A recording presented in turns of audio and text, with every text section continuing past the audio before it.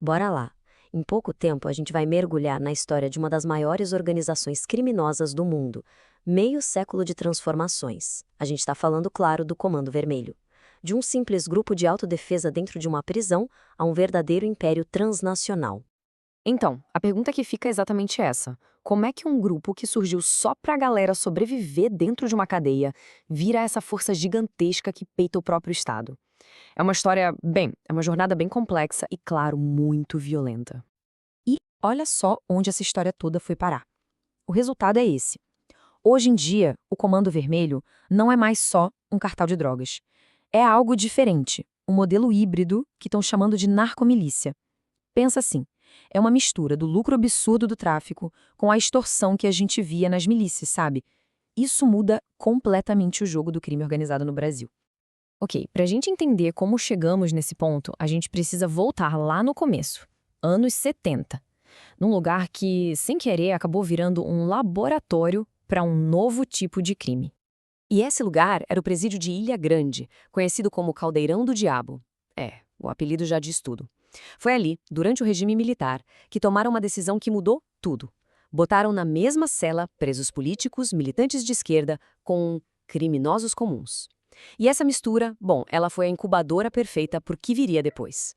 O que aconteceu ali dentro foi uma coisa que ninguém esperava. Uma espécie de troca de conhecimento.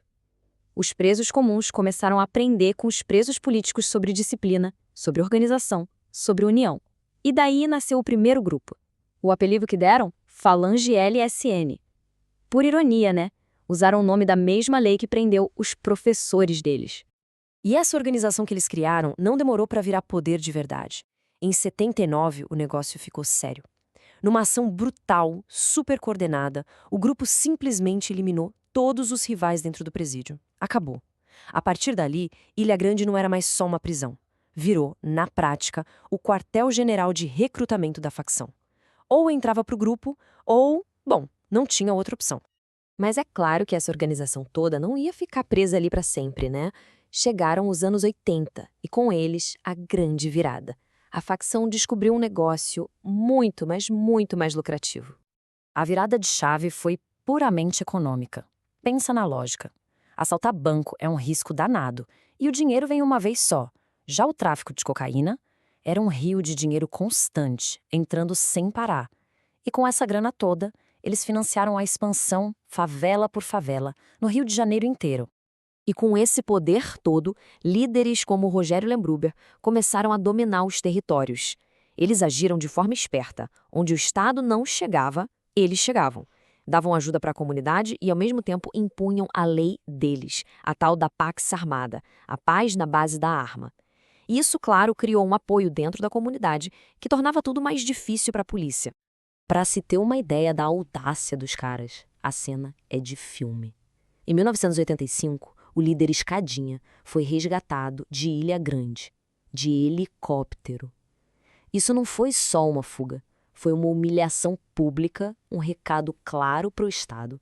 Foi uma demonstração de poder que ninguém podia ignorar. Só que essa união toda não ia durar para sempre. Os anos 90 chegaram e, com eles, a coisa começou a rachar por dentro. Foi uma época de traição, de briga interna e de guerras sangrentas pelo controle de cada beco, cada morro. E o que começou essa guerra toda foi uma traição. Um nome, Hernaldo Pinto de Medeiros, o UE. Ele simplesmente matou o próprio mentor, o padrinho dele no crime, para ficar com as bocas de fumo. Dentro do código da facção, isso era a pior coisa que alguém podia fazer. Era uma sentença de morte. Só que o E não foi morto, ele foi expulso. E o que ele fez? Juntou outros que também tinham saído e criou uma facção rival tão perigosa quanto os Amigos dos Amigos, a ADA. E aí, a guerra civil no crime começou de vez. O Rio de Janeiro mergulhou num nível de violência que nunca tinha visto antes. A vingança, porém, é um prato que se come frio. Demorou uma década, mas ela veio.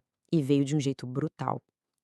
Em 2002, dentro de Bangu 1, presídio de segurança máxima, o novo chefão do CV, Fernandinho Beiramar, começou uma rebelião com um único objetivo: pegar o E. E ele conseguiu. O que aconteceu lá dentro consolidou o poder absoluto de Beiramar. Ninguém mais questionava ele.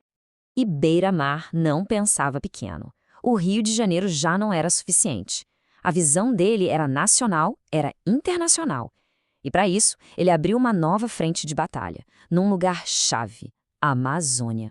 A estratégia dele, do ponto de vista do crime, foi genial. Ele pensou: por que comprar de atravessador? Foi direto na fonte. Foi para a Colômbia, negociou direto com as Farc.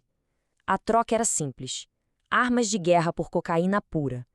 E com isso, o Comando Vermelho deixou de ser só uma facção. Virou um cartel com armamento de exército. Por muito tempo, o CV teve uma aliança de negócios com a outra gigante do Brasil, o PCC de São Paulo. Mas em 2016 o Pacto de Paz acabou, a aliança quebrou. E o motivo? Bom, eles são muito diferentes.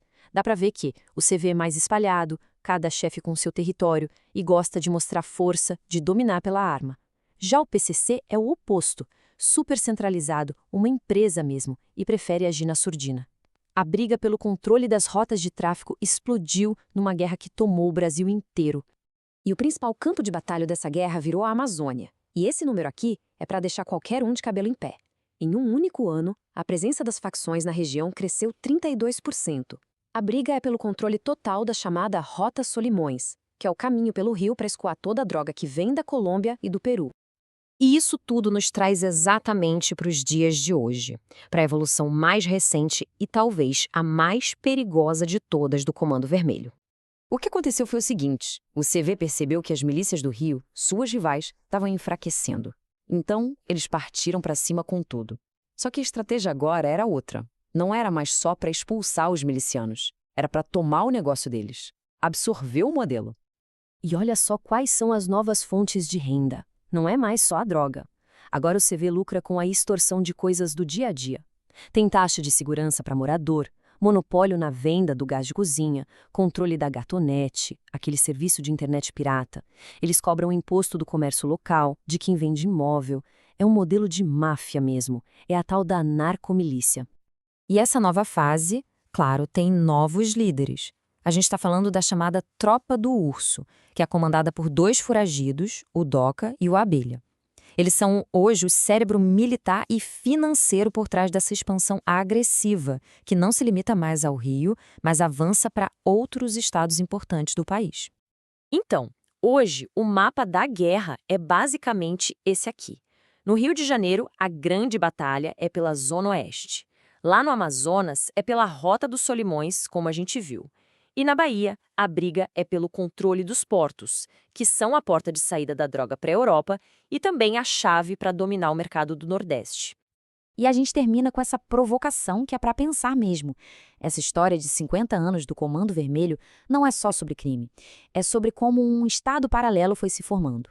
Porque, vamos ser sinceros, quando um grupo criminoso começa a oferecer serviço, a controlar território e a cobrar imposto, a gente precisa se perguntar: qual é, afinal, o papel que sobra para o Estado?